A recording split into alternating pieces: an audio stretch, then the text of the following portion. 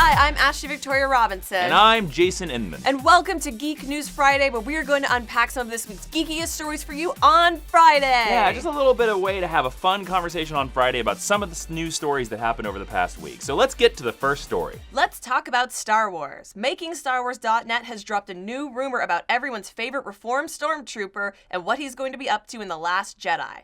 Contrary to previous rumors that Finn and Poe would be teamed up, Finn is going to use his previous connection to the First Order to infiltrate one of their bases and recover some information along with a new character played by Kelly Marie Tran. So Jason, my first question to you is, does this plot sound engaging? Is this something you want to see from Poe in The Last Jedi? Well, you know, one of the advantages that Force Awakens had was the fact that we were getting to see the Star Wars universe from the perspective of a stormtrooper. I actually thought that was one of the best character choices, one of the best story choices for The Force Awakens. So to me, for the sequel to lean even further into that, I think is a bonus. It's a plus. The First Order, interesting enough, has a more interesting backstory than the Empire does. Because in the Empire, the stormtroopers were just cannon fodder. But in this universe, since the First Order are sort of like almost a religious organization that worships the dark side of the Force, they become very cult-like, and seeing how like these stormtroopers work in that universe are very interesting. In fact,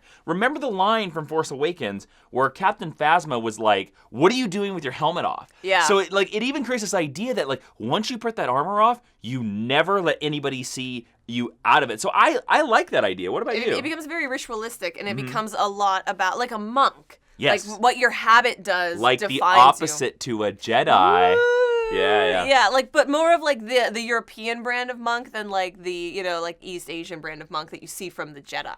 I think it could be really interesting. I do think it treads a little bit on what we saw in Force Awakens when we saw Finn, and we had the whole joke about being a janitor, like him leading Han and Chewie into the base, into Starkiller Base in order to pick up Rey again. I don't know who this Kelly Marie Tran character is going to be, so like who she is could really determine, I think, how well this plot goes up. I have a prediction who she is. I was gonna say, I'm really hoping that we get to see like another reformed stormtrooper, that she is someone from within that Finn is forced to deal with and forced to make his ally, because the most interesting thing, like you said, about reestablishing this world through the eyes of a stormtrooper is that they're not robots, they're not clones. These are real people who have been brainwashed and brought into this, and I think when you address that, it becomes really compelling storytelling. It also makes it really hard to watch Rey just mow them all down later on. Yeah, it does. Like, that was the interesting thing. Force Awakens was the very first Star Wars movie for me that when I saw stormtroopers taking blasts in the chest, I was like, no, there are people in there. Yeah, yeah. What are you doing?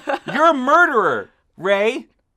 I have a prediction about, what is the actress's name again? Kelly Marie Tran. I have a prediction that she is not another stormtrooper, because I don't think they're going to double up. I think they're going to make Finn unique. I think Finn is going to be like the only First Order stormtrooper until like maybe the third movie, where maybe he creates this, where he liberates people, like kind of like Luke, and creates this sort of like First Order His rebel little faction. Exactly. I think she is going to be a woman Han Solo. Ooh, that'd be cool. Because I think a lot of Finn's arc in this movie, and my prediction for this movie, is that he is going to try to live up to the example of Han Solo. Because it's a bad example. But he's going to be like, this Yes. This guy was a general. He was a legend. He was a legend. He was uber cool. Yeah. And then also, my lady that I really like, Rey, really liked him. So if I'm more like him, she'll be like me. So I think his arc is going to be all about him trying to be this fake Han Solo. She's a real Han Solo. That's cool. And she's going to kick his butt at every turn. Except for, I have one last point, and then except one last point where he's going to start falling for her. I'm actually secretly hoping that she's like somehow like Dr. Aphra, who's been in the Marvel comic book Star Wars, because she looks like her, who's been in like suspended animation or in Carbonite, or that she is like descendant of Dr. Aphra. That would be like, like, cool. Or she's like Dr. Aphra's like daughter or granddaughter who is working for the First Order. Like when I saw a picture of her. Like she looks like she Aphra? just super looks like Aphra. Wow. I don't think we're gonna get. I think we'll see Aphra on Rebels, but I don't think we'll see her in live action. I agree with you. I'm 100% certain that the trailer for Star Wars Rebels that they'll show for season 4, because they always do that, and the season will finish, I think, pretty close to Star Wars Celebration, if not the weekend before, because they always do that. They always show like the next season trailer at Celebration. They're completed. I think we're gonna see Aphra in that trailer. Oh, that would be so cool because her character too is one of the only ones who of the characters currently listed on IMDb whose name is not up there. Kelly Marie Tran. So there's her possibilities are infinite. Yeah, the interesting thing about it is that there are some interesting plot possibilities, and I do think that the little pieces that I'm hearing, I'm getting a little bit more excited for this movie than I was for Force Awakens. Like, Force Awakens, before that movie came out, and I really enjoyed it, but even before that movie came out, everybody was kind of like, oh, I wonder if this is going to be like A New Hope. I wonder, like, those were coming out, and this really doesn't seem like Empire Strikes Back at all. I'm hoping that, I mean, obviously Force Awakens was wildly successful. We both enjoyed it. But I'm hoping that they maybe learned a lesson. They're like, oh, we can do more than just carbon copy the original trilogy. That kind of leads into my next question. We think we know now what Finn is going to be up to. Do you have any strong feelings about what you would like to see Rey and Poe get up to over the course of The Last Jedi? I always want to call it The Last Star Wars. I like The Last Starfighter. Well, I know you're a big fan of Poe, so what do you, I want to hear your thoughts. What do you want to see Poe doing? I love Poe. I'm actually not too sure what I want from him because I really bought into the rumor that it was going to be like the buddy cop movie. I'm glad we're not going that way. It feels really fan servicey. Oh man, I wish we were. Nah. Okay. But it does leave Poe in this sort of nebulous thing where you're like, but what are you going to do? Because we know the least about you, so I have the least amount of ideas of what you could do. They tried to fill out some of his backstory in the last movie. I'm hoping, since we know that General Leia is a bigger part of this movie than she was previously, that it's with her. It's going to be her training Poe to like come up and take her spot, because in the comic series she goes out of her way to really tell him. I know we're harping back a lot on the comics, but it's one of the only things we have. The comics are in canon. Are really good. Are in canon now. She really harps on that. She picked Poe to join the Resistance. She picked Poe to be her lieutenant, her right-hand man. So I'd like to see maybe him flourishing within the confines of what the Resistance is, and that maybe we'll see him lead it by the end of this movie or by the beginning of Episode 9. And then I just need Rey to do Jedi training with Luke. Like, that's all I need from them. But given the fact that we didn't even give Luke a line at the end of Force Awakens, I don't know how much we want to lean on that, which I think might be problematic. I think you're right. I think all we're going to do is we're going to see Finn with Leia, and he's going to do some X-Wing. Poe. Oh, excuse me. Poe, excuse me. I think he's going to do some X-Wing missions. And, I honestly think that Rey is just going to spend the whole movie with Luke. They might go to another planet, do some Jedi thing, and then I think the end of the movie for her is getting the psychic telepathic message that one of her friends are in trouble. I actually think what is going to happen... kind of like Luke did. Exactly. I think actually what's going to happen for her is that she's just going to Jedi train the entire movie. We're going to see her powers grow. Kylo Ren is, I think, going to specifically hunt for them. So they're going to be on the run specifically from Kylo. I think we're going to learn a little bit more about her origins, a little bit more about Kylo's origins. And then I think at the very end, she's going to get a psychic message or a force message that Finn is in trouble, Poe is in trouble. Who is she? She has to make the choice. She can only rescue one. Rescue Poe. Yeah. He's got better hair. Yeah, I think that's going to be the cliffhanger or the conundrum. Is she's going to get the choice of... Her choice is not, do I go to them? Her choice is, which one? Do you think we're going to get a scene where she's upside down trying to lift a bunch of rocks? Yes. Oh, that'd be so... Do you think she will carry Mark Hamill on her back? We've seen that on Instagram. But no, we won't do that. You will see her upside down lifting rocks. You will see her lift BB-8. Oh, that'd be really cool. Yeah, that's what's going to happen. I'm also hoping that we get to see Rey build her lightsaber, because that's something that we've danced around in the movies and has been explored a lot more in the extended universe, some of which is not canon anymore. But that's like a really important ritual for a Jedi that we've never seen on screen. So I would love it if like they had to go to the, I'm sorry, I don't remember the name of the moon, but the moon where the Kyber crystals grow, and you get to see what it's like for a young Jedi to like walk through the caves and find her crystals and build the lightsaber. I don't think we see that in this movie. I think she just uses Anakin's lightsaber. Oh, you think? Yeah. I actually think that Rey will be the one Jedi we will never see build a lightsaber, although we haven't seen that with other... There was a deleted scene for Return of the Jedi with Luke, because I mean, I'm just certain that Luke's going to die, and when Luke dies, she takes his green saber. My final question is, do you think we're going to get an answer to Rey's parentage at the end of this episode of Star Wars? Yes, I do. I think they're going to give us the reveal in the next movie. Great. Yeah. Any more thoughts? No, let's move to the next story. It's time to talk about the Suicide Squad. With David Ayer taking on the job of directing Gotham City Sirens, Warner Brothers has to find a new director for their upcoming Suicide Squad 2 movie. Mel Gibson is currently in negotiations to helm the next installment of the film series about Task Force X. So, of course, we have to ask the obvious question, do we think Mel Gibson is the right choice to be directing Suicide Squad 2? I thought this was... Well, he's not confirmed yet. No, but he's in talks, and they're talking about him, obviously, because someone has put it out there. Do we think that he's the right person to direct this movie, and do we think he's the right person to direct it right now, if that's what happens? Okay, let's get this out the bat. Mel Gibson is an amazing director. Whatever his personal connections, and I don't even want to bring that up into this conversation. This is specifically him as a director. Hacksaw Ridge was one of the best movies of last year. Easily. He is an amazing director. Being a director has never been his weakness. Now, is he a good choice for Suicide Squad 2? The honest answer is yes, he is, because he's an excellent director. He creates amazing imagery. He knows how to direct action scenes like no other. The action in Hacksaw Ridge is unparalleled. I mean, even going as far back as something like Braveheart. Braveheart has some of the greatest on-screen fights of all time. Even Apocalypto has some amazing fights, because that's a movie about basically like Aztec men, and it's all fist fights. And there are some amazing action scenes in Apocalypto. He would easily handle, he would have no problem with Suicide Squad. He would actually make, I think, a Suicide Squad 2 that would be a lot of fun. And I think he would bring a different flavor to it that we've not seen in a superhero movie, because he's just that type of director. Is he a director that I personally want? No, I think there's a better choice out there. But I kind of agree with that. If he gets the job, this is not a bad thing. What do you think? I'm a little bit on the fence about it because, again, like personal life aside, I understand intellectually that he is a fine director. He has been nominated for Academy Awards for directing.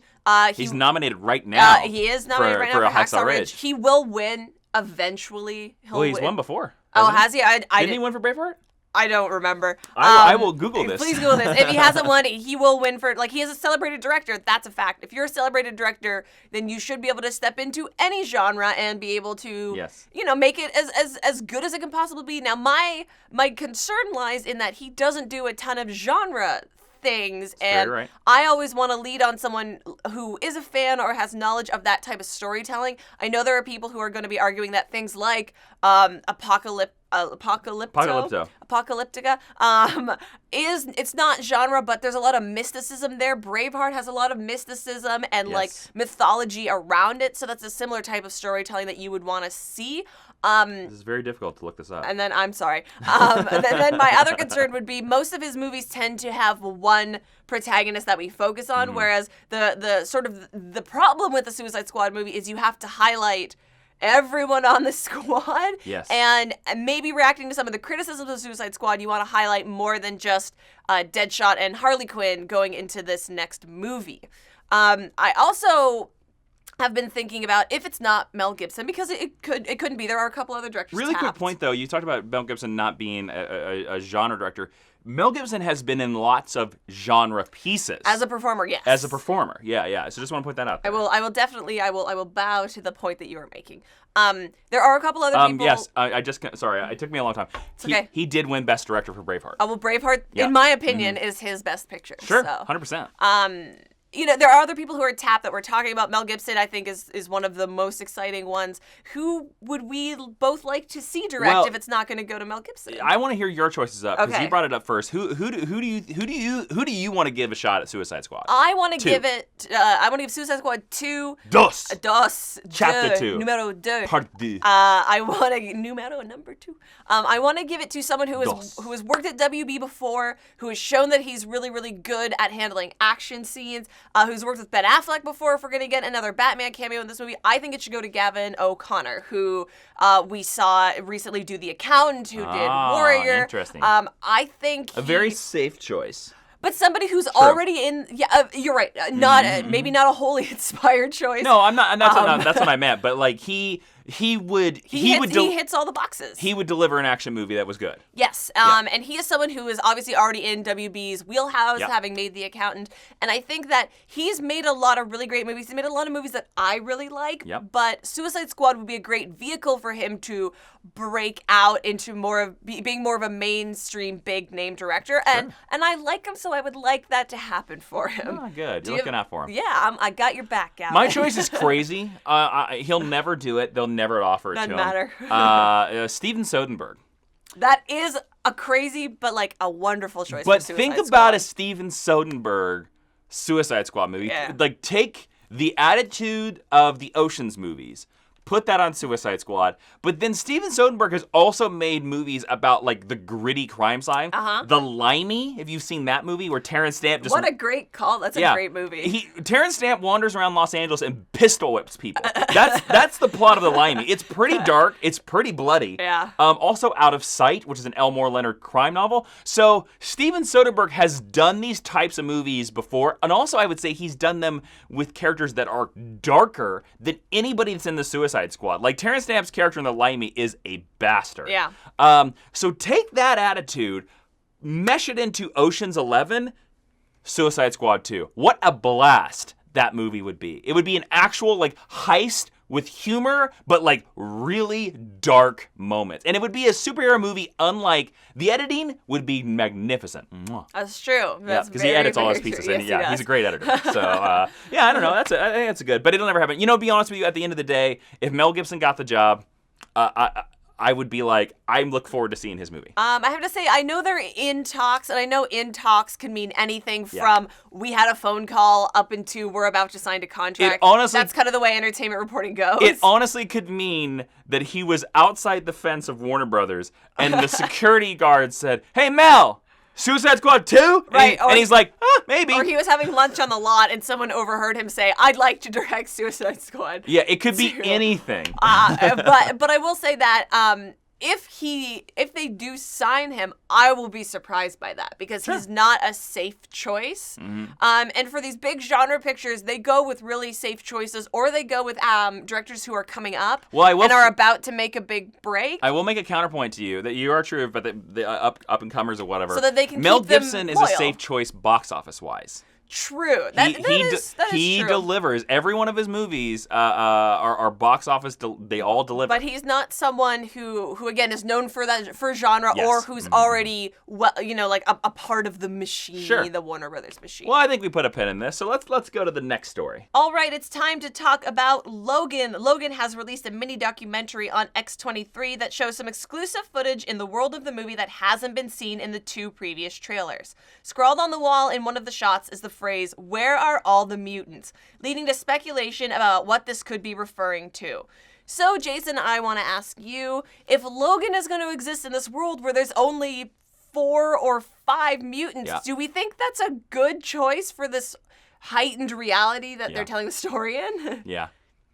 You don't want Cyclops to come around the corner at any given moment. No, you can only tell Old Man Logan with like 5 mutants. It's the simple answer. The simple answer is yes. I'm sorry. I'm sorry it's not a longer answer, No, but that's fine. it's yes. I think it's kind of a weird choice Okay. that you want to do that, but I understand if you look at the source material, if you look at Mark Miller's Old Man Logan, which obviously they're only taking certain aspects from because there are a lot of Avengers characters in that, there aren't a lot of mutants. It's all a story about Logan. It is. And it's a lot of characters from the Avengers. So I think it'd be really interesting if we're given an in-story reason why this has happened. Mm-hmm. But I think there's a good chance that we're just going to not address it. We're just going to see this little piece of art on the wall. Is that what we want to talk about? Do we want to talk about what do we think is the reason why the mutants are gone? Yes, and I wanted to ask you if you thought that they were maybe pulling from a specific storyline, like M-Day, like are they going to refer to the day when there were no more mutants and there's only this handful that escaped? I think there will be an event. Mm-hmm. I don't think it's going to be House of M because they're not going to explain that a character poofed away the characters. I think it's actually going to be a disease. I think Like the cure that we saw in X3? No, I think it's going to be the legacy virus. Of course. Very famous X-Men virus. I think they're going to call it the legacy virus. I think you're going to find out because Mr. Sinister is heavily hinted as being in this movie. Yes. The long-standing Wolverine Well, the villain. after the credits sequence for Apocalypse was Essex. That Mm-hmm. Nathaniel Essex is Sinister and taking Wolverine's blood. The idea that Essex is the one that creates X-23. I think you're going to find out that somehow with Wolverine's blood or something like that, or Mystique's blood. They always use somebody's blood. It's going to be...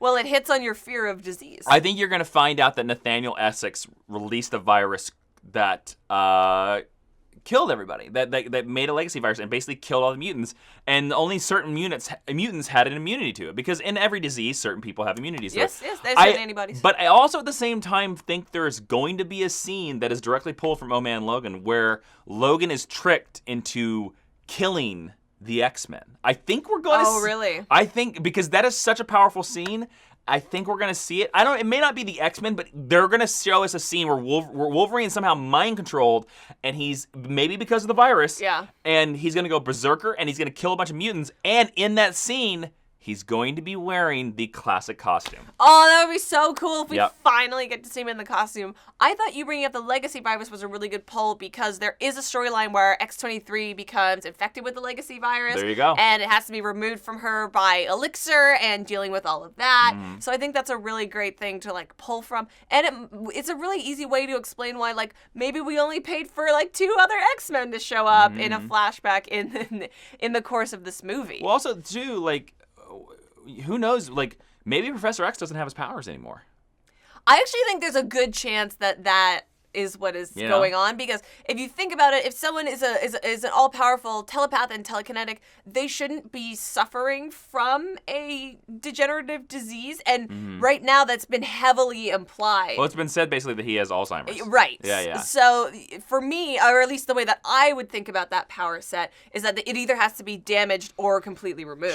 Sure. But I think you're right. It has to be something. It has to be... Something has to have happened. I don't think that all the mutants just ran away.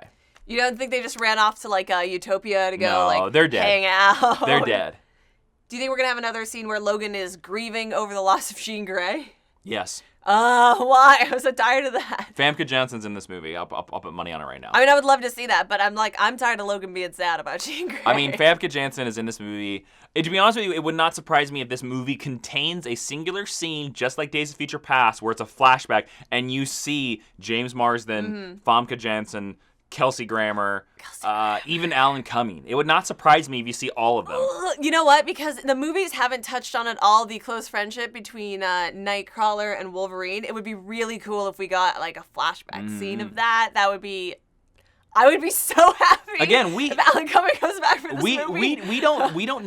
We don't know hardly anything about this movie. I think that's why it's so exciting. And they've kept it very secret. And I think that's a great move on their part, because beyond the like 40 minutes that were shown at like CinemaCon or wherever it was, not much else besides this movie is known.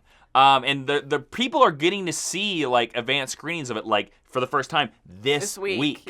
Yeah. So now is the point where we're gonna see like we're gonna start getting some teases. We're gonna start getting some leaks about what is actually now in is the this point movie. where we're gonna be spoiled. And but don't worry, we're not gonna spoil it for you. So there you go, guys. I hope you enjoyed Geek News Friday, us talking about all the various stories and all the stuff like that. Be sure to click on some of the videos on the screen and click subscribe, because every Friday we're gonna talk more about geek stuff and all that various silliness, right? Yeah, exactly. All that goodness. Yeah, there you go. I'm Jason Inman. I'm Ashley